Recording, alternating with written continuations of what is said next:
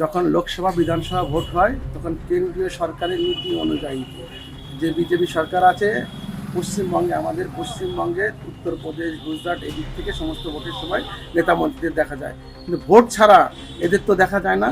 কিন্তু ভোট ছাড়া, এইটা আমরা সাধারণ মানুষ হিসেবে বলছি, ভোট ছাড়া সারা বছর মমতা ব্যানার্জির দলের যে লোকজন আছে এরাই কিন্তু সাধারণ গ্রামের মানুষদের, শহরের মানুষদের পরিষেবাটা দেয়। এইটাকে আমি ভোট ফাঁকি ছাড়া আর কিছু বলবো না। এরা পরিযায়ী পাখি, কারণ পরিযায়ী পাখি দেখা যায় শীতের সময়, এরা শীত হয়ে গেলে চলে যায়। এরা গুজরাটের সমস্ত ভারতবর্ষের বিজেপির নেতৃত্বরাও এই পরিযায়ী পাখির মতন, ভোট আসলে আসবে, ভোট চলে গেলে তারা চলে যাবে তাদের নিজ নিজ জায়গায়। যারা কেন্দ্রে শাসন করছে তাদের ভোট আসলেই তাদের দেখা যায় পরিযায়ী পাখির মতন অন্য দেশ থেকে এদেশে এসে তারা হচ্ছে সমস্ত এটা দেবো সেটা দেবো, এই লক্ষ্মীর ভাণ্ডার দেবো, ওই দেবো সেই দেবো, এগুলো এসে এখানে এসে সাধারণ মানুষের কাছে একটা জ্ঞানের বার্তা দেয়। কিন্তু আদৌ দেখা যায় যে সারা বছর তাদের দেখা মেলে না, কেবলমাত্র ভোট আসলেই তারা এই সমস্ত প্রতিশ্রুতিগুলো দেয়।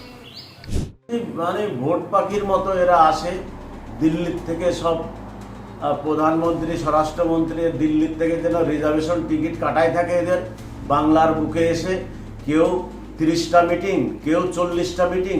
এই ভোটের সময় এরা ভোট পাখির মতো আসে আর বড় বড় বুলি দেয়, আবার ভোট মিটে গেলে এদের আর দেখা পাওয়া যায় না। এটা সারা বাংলার লোক জানে।